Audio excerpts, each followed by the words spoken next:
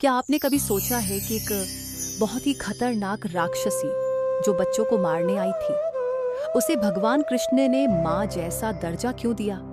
और ऐसा क्या हुआ कि वह खुद ही हार गई? आइए सुनते हैं ये रोचक और थोड़ी हैरान करने वाली कहानी।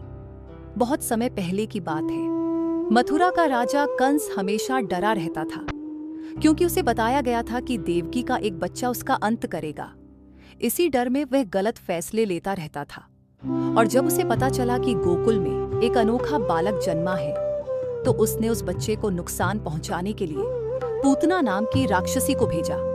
पूतना दिखने में बहुत सुंदर बन सकती थी, और यही उसकी सबसे बड़ी चाल थी। वह मां के रूप में सज संवर कर गोकुल पहुंची, ताकि किसी को शक न हो। गांव की भोली गोपियां उसे देखकर खुश हो गईं और समझी कि कोई देवी या साध्वी आई है।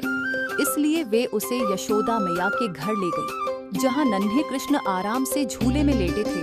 कृष्ण को देखते ही पूतना थोड़ा घबरा गई, क्योंकि उस बच्चे की मुस्कान कुछ अलग ही थी। फिर भी उसने हिम्मत करके कृष्ण को गोद में उठाया और उन्हें दूध पिलाने लगी। लेकिन वह दूध जहरीला था। पूतना को लगा कि अब यह बच्चा कुछ ही पल में मर जाएगा। पर तभी कुछ अजीब हुआ। छोटे से कृष्ण ने दूध के साथ साथ पूतना की सारी ताकत भी खींचनी शुरू कर दी। पूतना को तेज दर्द होने लगा। वह घबरा गई। उसका सुंदर रूप बदलने लगा और उसका असली डरावना रूप सामने आ गया। वह जोर जोर से चिल्लाने लगी और पूरे गोकुल में हड़कंप मच गया। लोग दौड़ते हुए आए। यशोदा मैया डर गई और उन्हें लगा कि उनका लाला खतरे में है। लेकिन अगले ही पल सब चौंक गए। पूतना जमीन पर गिर चुकी थी और बाल कृष्ण उसके ऊपर खेलते हुए हंस रहे थे, जैसे उनके लिए यह सब एक छोटा सा खेल हो।